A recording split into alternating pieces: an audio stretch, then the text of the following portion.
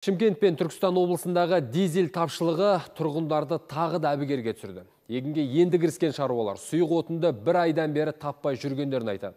Ал жанармай бекеттерін жағалап, кезек күткен жүргізушілердің қарасы қалың.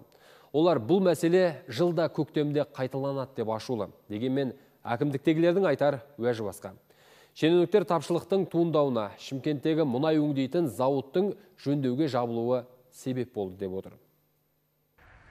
Егін маусымы бастала салысымен оңтүстіктегі жанармай бекеттерінде ұзын сонар кезек пайда болды. Шаруалар мен жүк көлік жүргізушілері дизель отын мен сұйық газды таба алмай сандалып жүргендерін айтады. Сөздерінше тапшылық бір ай бұрын басталған. Ешқандай заправка жоқ, міне 4 заправка кірдік, солярка жоқ.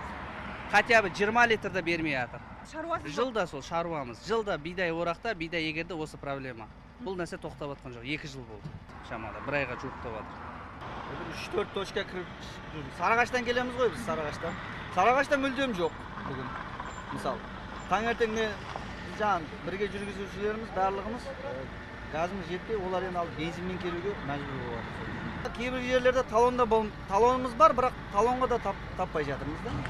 Аймақтағы жанармай қауымдастығының төрағасы Қайпек Қамбаров мәселе Шымкенттегі мұнай өңдейтін зауыт жөндеуге жабылған соң басталды дейді. Дәл егін маусымында жабылған мекеме енді 15 сәуірде бір ақ ашылмақ. Айтуынша енді тапшылықтың зардабын әдеттегідей қарапайым халық пен орта бизнес өкілдері көреді дейді. Бүкіл елімізде механизм жоқтығын көрсетіп отыр. Мына ашықтықтың жоқтығы, прозрачность дейді жоқ.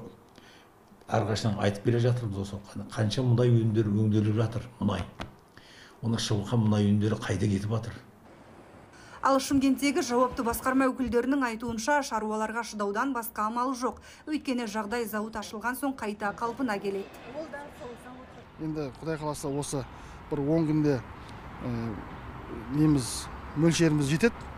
Яғни запасымыз жетеді 10 күнге.